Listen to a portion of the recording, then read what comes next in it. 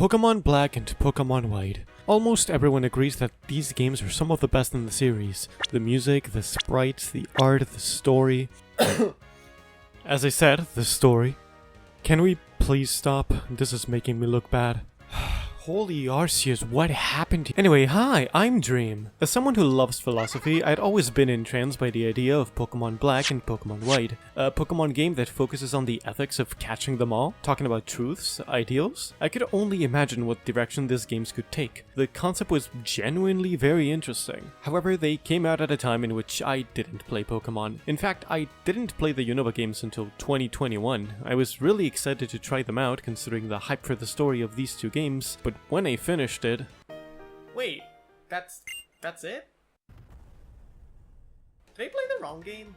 I'd like to preface this by saying that I don't want anyone to come out of this video feeling like I'm insulting them for liking the story of Pokémon Black and White, or that I'm trying to say they're wrong for it. I truly do believe these games present some interesting ideas, and that some of the things that happen to the characters are interesting. However, I also see a lot of missed potential and vagueness in this game that ends up making the story and themes entirely pointless. To me, it ended up making the experience feel like... To show you what I mean, join me in this analytical reading of the story of Pokémon Black and White. What do I mean by analytical reading though? In order to extract what the game is trying to say, we're going to go through the story's events in order to understand the evolution of the characters and take apart the ideas being presented. This is a technique that helps when it comes to reading practically anything. Good dialogue and story should always have proper build-up. For an event to make sense, there should be a plausible cause or something that foreshadows said event. If you don't lay the foundation for something, the entire story you're trying to build feels cheap. If nothing makes sense but there's just a really good quote people can slap on a canvas with a really hot picture of your character, that's not good writing. That's a LinkedIn post. So let's start from the beginning, as most things should. The game opens up with this cinematic. I think it's absolutely brilliant. This is the first time Pokemon does something like this. Immediately there's a lot of questions being raised. Who are these people? Why are they crowning this person? N here closes his eyes and thinks back to some Pokemon in a forest, and only after he gets crowned does he open his eyes. This implies that what's going through his mind here is not the scene around him, but the Pokemon in the forest. He's doing this for them. And the art and music are gorgeous. Seriously, this scene does a really good job of presenting N to the player without saying anything. From here, we get a fairly standard Pokemon game sequence of events. Professor introduces herself, welcomes you to the world of Pokemon, and more. This is the first game where you have two main rivals introduced at the beginning, Cheren and Bianca. Cheren is presented as a bit difficult but honest.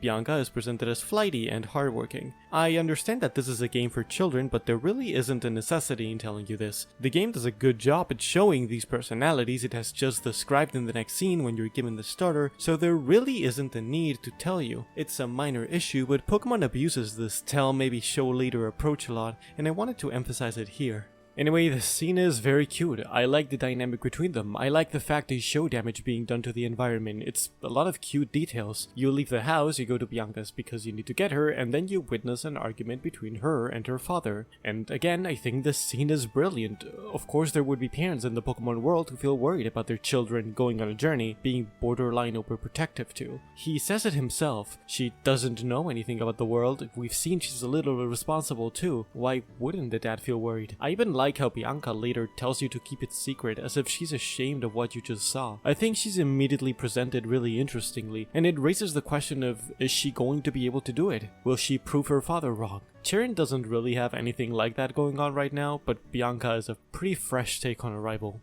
Some tutorials later, the next important scene happens. Team Plasma's speech in Accumula Town. I like this. Ghetsis makes a speech about Pokemon liberation that I actually find really compelling. The main argument is this. Humans believe the relationship they have with Pokemon right now is mutually beneficial, that it's symbiotic, and Ghetsis presents the possibility that this truth is just our assumption, that the reality is that we're not treating Pokemon as equals but as practically slaves, and this argument makes sense. We make Pokemon fight, and Pokeballs are pretty questionable when it comes to their inner workings. Immediately, this premise is really intriguing. His conclusion, Pokemon will only be free when they're liberated. This presents several questions. When it comes to the relationship between Pokemon and humans, what is good? What is just? What is the truth? What should we ideally do? And some of the NPCs ask themselves that. So far, this is great. N is introduced here, and we can recognize him from the intro. It's revealed here that he can hear the voice of Pokemon. This close relationship he clearly has with them makes it natural when he asks, "Are Pokemon really happy that way?" And then he fights you, and he uses Pokeballs. Yes, he uses Pokemon that live close to the areas you fight him in, which probably means he releases the Pokemon right after, but he still has caught them and is using them for battle. He's doing the very thing he's criticizing. Like, what? It's like if Karl Marx, father of communism, became the owner of Amazon. Oh, but he's doing it to eventually overthrow the system. No, that's not how it works. If you become a thief to stop thieves, you are a thief and a hypocrite. At this point, just punch me in the face for owning Pokemon. This is a classic example of how Game Freak refuses to use anything other than Pokemon battles to solve any conflict, and in this case it's detrimental to the message of the game. Anyway, he leaves after talking about how he wants to change the world for Pokemon since they're his friends. Charon brushes off literally everything about the speech, and I quote, "doesn't worry about it." Here you beat the first gym, you're told by Fennel to retrieve some Dream Mist, and then encounter this scene. Your second, and I repeat second encounter with Team Plasma makes Getz's speech mean nothing. These two Team Plasma grunts are literally abusing and hitting a Pokemon, something that no one else in the game has done, in order to manipulate people and take Pokemon by force. I see what the game is trying to do here, it's irony. It's on purpose, it's made to be funny, but the problem comes with the fact that the game presents this right after the pretty serious and actually interesting speech they just gave, and then they straight up have the guts to tell you, or Getz is when he is trying to control people by tricking them with speeches. What is anyone meant to believe here? Don't get me wrong, the speech had a point, but we're basically flat out told from the beginning that the team doesn't actually believe in what they preach. Just look at the next story scene, they literally steal a metaphorical lollipop from a kid, and in the next town when they block the entrance to the forest, they go, "We are right, everyone else is wrong, if you don't think the same way we think, we'll use our power to eliminate you." And then they steal a fossil for Pokemon liberation. This made me realize something. Team Plasma, outside of N, is not a team that actually stands for anything. They're a team that parodies PETA. They're not actually asking the question, is training Pokemon wrong? They're parodying the idea of people who ask the question. Essentially, they're meant to act as a way to say, questioning the relationship between Pokemon and trainers is dumb. Look at these idiots who try saying it's wrong. And the encounter you have with N and Nakreen is equally as messy. The truths of Pokemon inside Pokeballs, the ideals of how trainers should be. What is this meant to be? It sounds deep, but it's really just the same we were told in Accumula, just with different words and suddenly introducing Zekrom and Reshiram with no build-up. And the problem is N just has the same ironic attitude as Team Plasma. He says he needs power to make people agree with him, but at the same time he's still trying to figure out what the truth and the ideals are, which would imply that N just has blind faith in the liberation of Pokemon and doesn't really understand what he's fighting for. Anyway, you recover the skull and meet Gorm, one of the sages. He adds nothing of value, says some random quote about know your enemy, know yourself, which doesn't really add anything to the scene. More scenes of Team Plasma stealing a Pokemon in Castelia City, also just makes them look like even bigger idiots, but I like what it adds to Bianca when you fight her again. Seriously, I think Bianca is what's keeping me sane right now, because I actually really like what they're doing with her. She keeps failing, but stays positive because of all the experiences she's going through. And even though she's going through hardship, she's glad she's gone on a journey. In a way, she's proving her father wrong. Yes, she's faced trouble, but she's still going. She knew nothing before, but now she's learning. Then Charon exists again, I guess. They're not really doing anything with him, except he gets better, I guess. None of his dialogue really indicates any growth, unlike Bianca, who's going through actual hardship. Then we meet Team Plasma and Nimbasa again, and they're bullying the daycare old man. I don't know, every time they show up it's the same thing. It's like Team Rocket in the anime, except less charming because they don't radiate Jim's homosexual energy and Jesse's absolute queen energy. N's appearance here is weird. It's revealed here that he's the king of Team Plasma and that Getz asked him to work with him, but it just feels like a cheap reveal. Why would he? What's the point? He says the exact same thing about changing the future in the world. A lot of people point to this scene as being important to N, but I don't see it. Is it the fact that he's really hot in this screen? Like, I'm genuinely confused. He challenges you to stop him at the Pokemon League, but why? He hasn't even shown any doubt towards his objective, so why is he telling you the way to find him? Then you meet Bianca and her father again, and holy shit, I love you, please don't change. This is good. This is really good. Seriously, I like her character growth a lot. She's building confidence. I don't like the fact that Elisa helps her out this much here, but it's still a really nice moment, and also a nice message to kids. You'll get hurt, and that's fine. You'll learn from those experiences, and you can rely on others to help you too. And it ends with Bianca asking herself what she really wants to do. I have zero complaints about this. I think her character journey so far has been really solid. Cheren gets a little bit of a moment here too, and I appreciate Elder's introduction being about how getting stronger isn't the only thing a trainer can do. The question of what do you plan to do after you become a champion is also pretty interesting, and I think making Cheren question his own goals is smart, even if I think it should have been done earlier in his journey to make him more interesting early on. Even then, pretty smart. Then more Team Plasma generic moments. I'm really getting tired of them at this point. They really add nothing of value. I'm really trying to be analytical, but Team Plasma really does nothing except steal Pokemon and say the same thing over and over again. Even Getz's dialogue here is dull, and I seriously don't understand why they couldn't simply arrest him when there's so much evidence. Nothing interesting happens until Chargestone Cave, and I'm really confused about what N is trying to say here. Let's break down this dialogue.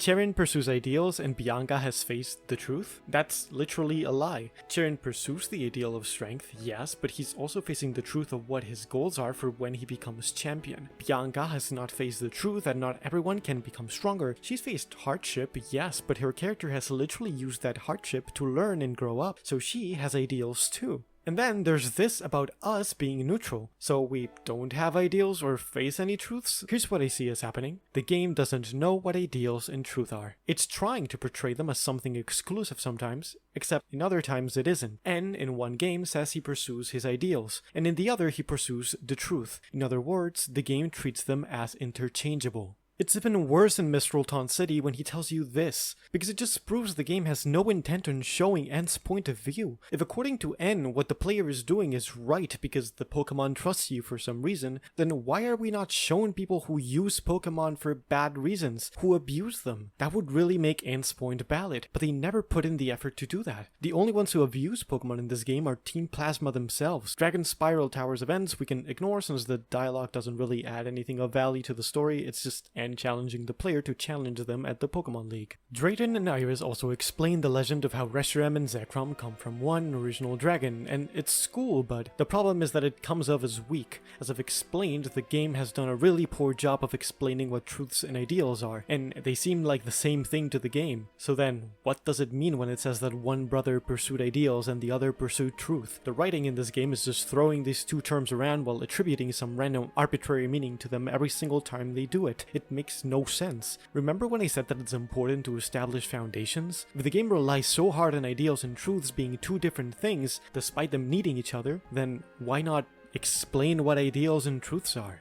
You have a final fight with Cheren here, but it feels kind of empty for his character. Really tragic since Bianca is right there and she's clearly had some really awesome development. Cheren spits out a line about how there are as many truths and ideals as there are people in Pokemon, which makes as much sense as wet-ass Puss having a Kids Bop version. But you keep going, you get to the league, and you have your final confrontation with Team Plasma. The sages here are really funny because they just start spitting random philosophical quotes for no reason. I especially love superior men will understand what's right, inferior men understand what will sell. In the context of the Pokemon Company, this is really self-aware. Admittedly, the gym leader showing up makes for a really cool anime moment. And finally here they're giving some information about N's background and about how Ghetsis manipulated him. This is genuinely very interesting and I wish the game had presented this earlier. After Ghetsis basically proves he doesn't really care about Pokemon and that he's unapologetically evil and wants to rule the world, you have a final confrontation with him and N. N's dialogue here finally does something right, and acknowledges that what we should do is not outright reject ideas, but accept ideas and engage in meaningful discussion, and that's how we change the world and learn. You defeat Ghetsis after he's a prick, and I'm not even going to acknowledge his words because it's just straight up him being evil and wanting power, yada yada. The game ends with N saying farewell to you, saying that he'd never known a Pokemon who liked people, and that everyone he met now worked together with Pokemon. He says that he never really understood Pokemon to begin with, and gives that motivational quote that everyone keeps quoting. Do you see what I mean when I say the themes of this story were pointless? The game says that it talks about truths and ideals, but it doesn't explain what truths and ideals are. The game presents a plot about Pokemon liberation in the first hour, and then dismisses that very plot by treating Team Plasma like a parody of itself. Ent's character is interesting in concept, and he had potential to be good, but he ended up just spouting fake philosophy and the same thing over and over again every single time you encounter him, until he realizes that he was wrong all along. Ghetsis is just evil. There's nothing else to him. Cheren is kinda there and has vague hints of development. I think Bianca is the only thing this game managed to write well. Everything else felt incomplete and like they didn't want to commit to an actual serious discussion about the ethics of Pokemon battling. Even Reshiram and Zekrom's concepts make no sense because truths and ideals are so poorly defined. It feels more like they represent beliefs rather than those two things. They represent two sides of a discussion. The game is not about a Pokemon liberation or questioning the ownership of Pokemon. It's about how people can have different opinions and that we have to respect them. That it's not good to force your opinions on someone else, which is what Ghetsis and Team Plasma were doing, but instead you should engage in debates and try to understand the other side so that you can both learn and grow together. So if you hate on me in the comments below, you missed the point and you're basically Ghetsis. Subscribe and goodbye!